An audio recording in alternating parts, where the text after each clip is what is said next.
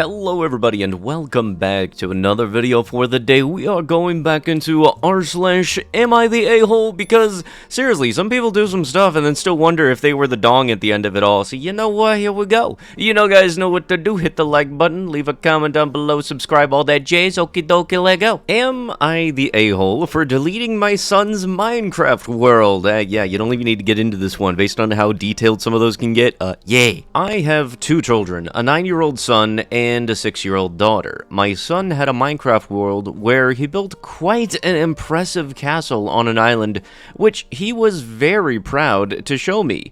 Since school was cancelled, he had had issues with waking up on time. He is supposed to wake up at 7 each morning, but for the past month, he has been sleeping in till about 9 or 10. I always set an alarm for him, but he sleeps right through it. I don't wake him up because waking himself up is a skill that he needs to learn. I told him about 2 weeks ago that there are going to be consequences for him if he continues to sleep in every morning.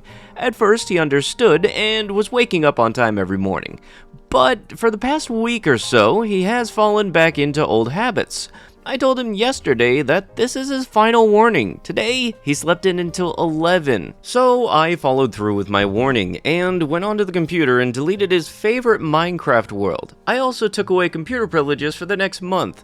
When I told him, he started screaming and crying. He told me that he spent a whole year working on that world, and he's very distraught that he's never going to see it again.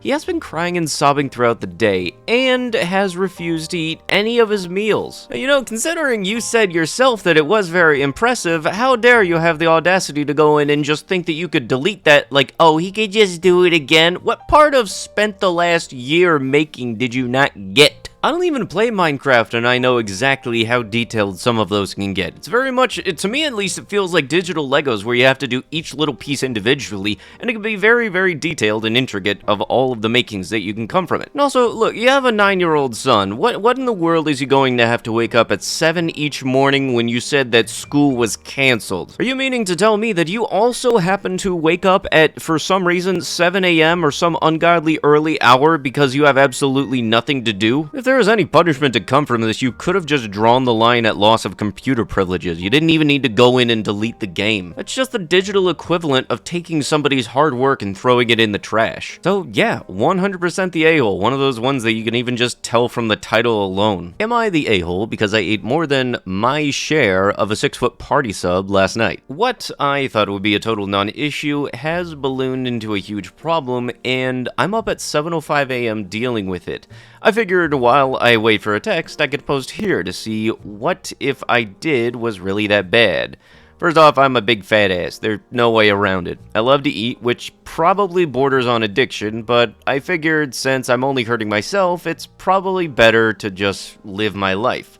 I have some great friends, although there is no doubt I'm the harmless, funny token fat guy of the otherwise pretty good looking group. I guess that sets the stage enough. Last night, my friends hosted a UFC night, and I was invited. He got a 6-foot party sub, so I brought homemade wings that are sort of my specialty. Well, of course, people flocked to the food, and I had basically one serving of the sandwich, but people devoured my wings and I didn't get to have a single one. Which is totally fine. That's why I brought them, but maybe an hour later, I was starving. I kept eyeing the sandwich, and I'd say that there was about 3 feet of it left. I waited an hour, and then another half hour, and no one had touched it, but they were still munching on chips, pretzels, and whatnot. So I was like, screw it. I took about half of what was left and ate it. Then, the last half Saturday, the other 10 to 15 minutes, and no one said anything, so I ate the rest. Well, to be sure, as I was swallowing the last bite, the host's girlfriend asked where the sandwich was. Like I was guilty party, pretty much everyone pointed at me.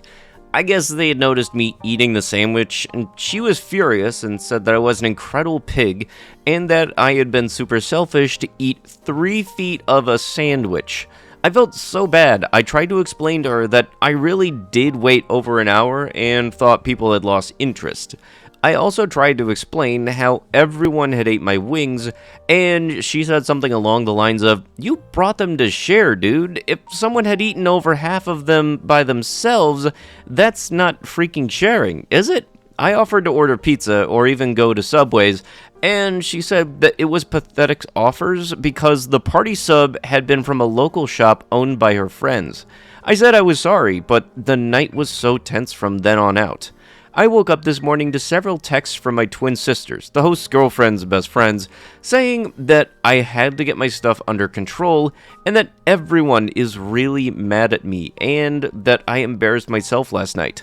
I tried to explain to them that my mindset had been that they haven't responded. Was I the a-hole for eating that much of the sandwich that night? Edit, I guess I've been banned from responding, but my inbox had 1,200 notifications, so I can't find out why. To answer what seems to be the most common misconception, this wasn't a Subway party sub, so definitely not 4 times the size of a regular sub. This is a local place, so it's about 1.5 times the regular width of a regular sub. It still had a ton of food, don't get me wrong, but I can down 5 Subway footlongs in an afternoon easily. This is probably about the equivalent of that, not 12, like some people are saying. Dude, just because you can don't mean you should. You ate half of a party sub, half of a 6-foot-long sub. That really is a problem for you, dude. If anything, it might be good for you just to eat beforehand, because really, I can understand going back for maybe a second piece of the sub, but eating half of it, a thing that originally was designed as a catering thing for an entire party, eating half of that, not a good thing at all. Am I the a-hole for telling my husband that his culture is garbage and I won't compromise by incorporating it into our family life? My husband and I live in the U.S. Northeast, where I am from. John moved here from work several years ago from the deep south of the U.S. where he grew up. Raised with Christian holidays, but never attending church. Coincidentally, shortly before everything hit, John's parents and his childhood best friend, Dan, and his wife decided to move here as well. This past weekend was the first that us 3 couples have gathered together since any of us moved here. We had a distance picnic at our house, and John sat down 2 to 3 minutes after I did, as he was settling our child into his pen in the yard with us.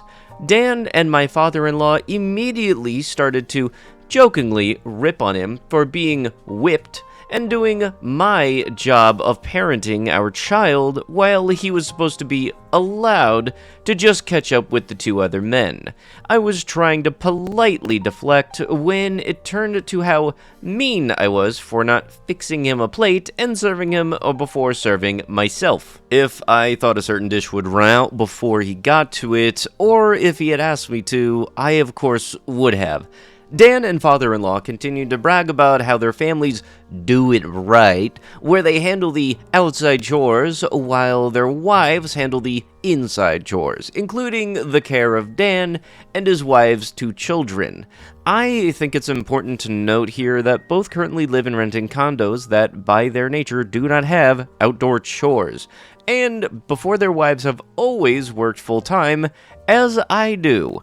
The whole day was kinda wrecked by that start, and I was frustrated when John left with Dan and father-in-law to go for a walk, and left me to do all of the cleanup alone while also looking after our kid. I expected John to apologize when he returned hours later, but instead he got at me for making him look bad in front of his friend and dad. He brought up how a traditional division of labor is a huge part of Southern culture and how I was being disrespectful to his background by forcing Northern culture onto him and his family. He said he has been building up a lot of resentment the past few months that I make him do half of the chores and childcare, since in his culture, women do the chores and hands-on childcare, and men do the fun parenting, the discipline, mow the grass, and bring in the cars for oil changes when needed. I was stunned, but honest, and told him Southern culture is garbage. It's bigotry. I lived in John's home state for 8 years, and I saw how Southern hospitality is reserved only for those in your in-group. Deviate from the norm, be queer, non-Christian, a POC, a liberal, a non-traditional woman, and they turn on you viciously. Does every single person act like that always? No, but it's the culture.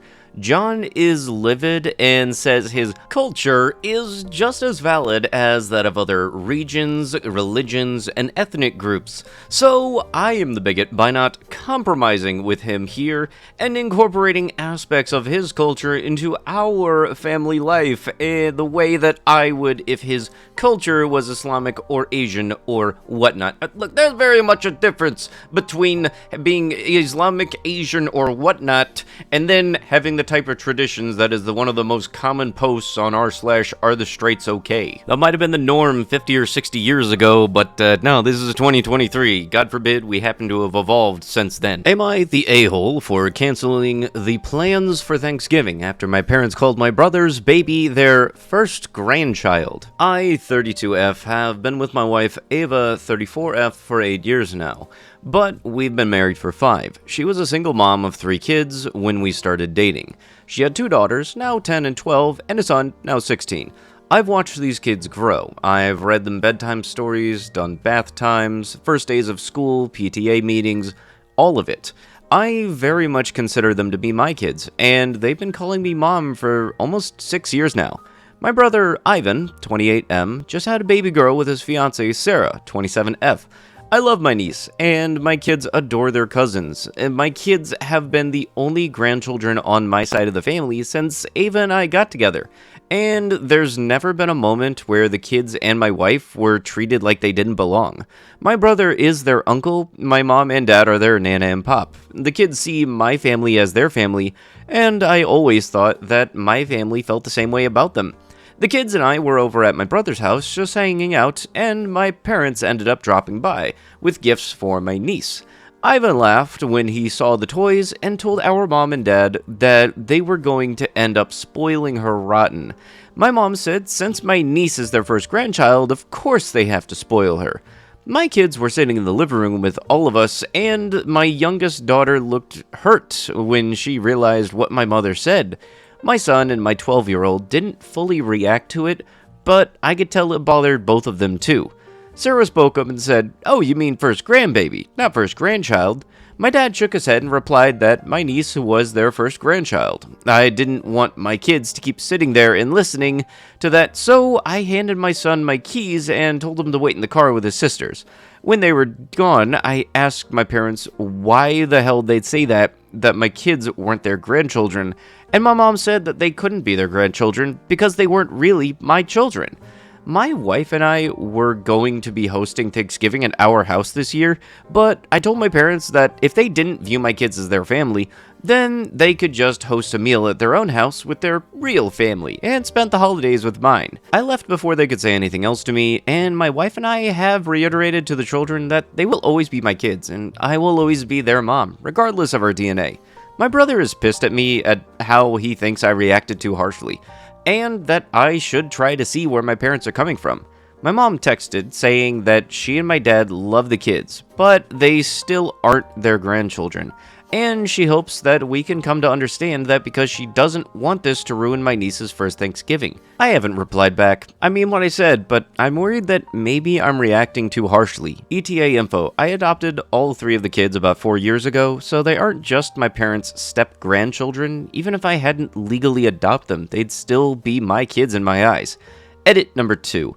My wife's parents don't have a relationship with the kids, and when my wife came out, they pretty much stopped speaking to her entirely. Their biological dad is not involved, and neither is my family. He lost his rights to the children before Ava and I started dating. The 10-year-old has never met him, and the 12-year-old doesn't remember him, and the 16-year-old wants nothing to do with him. My parents wanted the kids to call them Nana and Pop. I didn't make the kids start calling them that. Oh yeah, no, that totally makes sense. You want the kids to be calling you grandparent names, but you don't want to call them your grandkids. Yeah, no, that don't totally sound back-asswards. Doesn't matter if you dated somebody who has kids or you adopted kids. Grandkids are grandkids. If they're in the family and you are 2 generations above them, you are their grandparents. Am I the a-hole for using flashcards to explain to my brother and his wife why they can't bring their rainbow baby to my wedding? My fiance F and I M are getting married. We've decided that the wedding's going to be child-free. No hate towards children, just keep it more organized and contained. My brother, Chris M., and his wife, F., have a 3-year-old son who everyone calls Miracle or Rainbow Baby. He came after several failed pregnancies that lasted for years. When they found out that my nephew was included in the no children rule, they tried to convince me to make an exception for him, and Chris told me his son is a miracle baby, and his presence at the wedding will bring blessings for me and my fiancé. I refused and said, no, the wedding is child-free. His wife kept sending my fiancé pics of my nephew, and when he was a month old, what'd that mean? I told him no and to stop.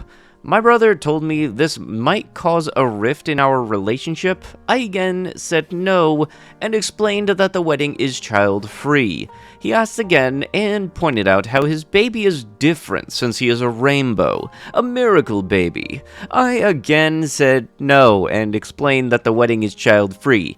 They brought it up when they visited at my home, and I knew they weren't going to stop, so I made flashcards in advance with the phrase, "The wedding is child-free, period." And I pulled them out and started slowly showing them the flashcards one by one in this order. The wedding, with a sticker of the bride or groom, is child, with a sticker of a baby, free, with a sticker of a no sign, period, with a huge black dot sticker. They were both stunned. I asked if they get it now, and Chris had lost his shit. His wife had already grabbed her stuff and walked out.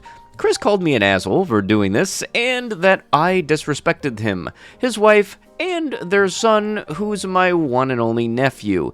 He rushed out after we argued. My fiancé saw the whole thing and thought that it was funny, but my parents and Chris are livid beyond measure. They're telling everyone about the amount of disrespect and mockery I had displayed towards them, and I'm being told to fix it now. If anything needs to be fixed, is these guys' understanding of what the word child-free means. Child-free means child-free. Child-free does not mean, oh yeah, child-free, except for your little baby, because, oh no, it's God's little destined present, the good old baby, the miracle baby.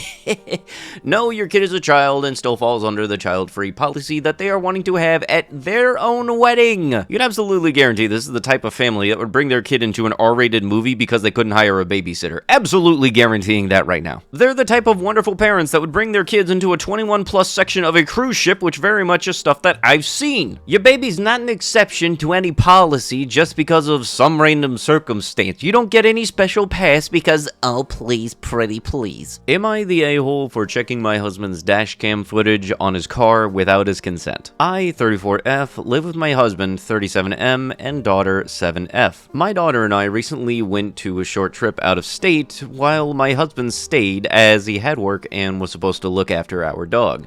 On the last day of our trip, we got a call from my husband who was acting distraught and said that our dog Ellie had run away and that he could not find her. He claimed that she just bolted away from him at the park into some bushes and he could not find her. Our dog is quite small, a mini poodle mix and almost 13 years old. She is still active, but it is really unlike her to run away from us, and I was suspicious, but chose to believe my husband and me and my daughter were in grief, but did not want to blame him.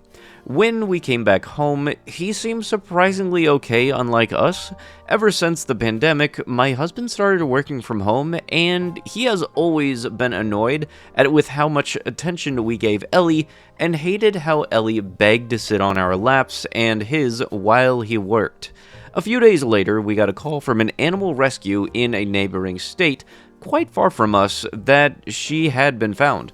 I picked the phone, and it was our landline, which we almost never use these days, but was the contact on the microchip. I told my husband, and he just said, that's great, I'm so happy. But it felt kind of blunt and insincere. I said it is strange that she got so far, and he responded that someone must have stolen her and then abandoned her. This made little sense to me as to why that would happen. When he was out drinking with his buddies, I copied the videos from his dashcam for the days I was away, and saw that he had indeed taken Ellie far out of the state and clearly dropped her in front of his car, thrown a frisbee like an object into a field, yelled fetch, and drove off without her. I was livid and confronted him, and he just stupidly muttered how he dropped her there so she could find a farm and have a better life. and then the next day got really angry at me for viewing his dash cam and called me and his daughter AHs. Okay, first off, there ain't no reason to be calling the daughter an a-hole. The daughter just lives at the house. She wasn't even a part of the story outside of being introduced at the beginning. Also, really, you're trying to call somebody else the a-hole, meanwhile you're the dum-dum that went out of state to try to randomly abandon your dog because you got jealous of the dog? What the shit? Hey Dingus, I really do hate to break it to you, but there is in fact no version of this where you come out on top, because last I checked, that is kind of some form of animal neglect, which is not good at all. So, have fun with that. But with that, that is going to have to be it with the video. If you guys would like to be absolutely amazing, show your support, and see more videos like this one in the near future, be sure to hit that like button, leave a comment down below to start up them wholesome internet discussions, and if you guys have not already, subscribe to the channel and turn on them notifications. I'll be sure to see you guys in the next one. Thank you so much for watching, and bye-bye.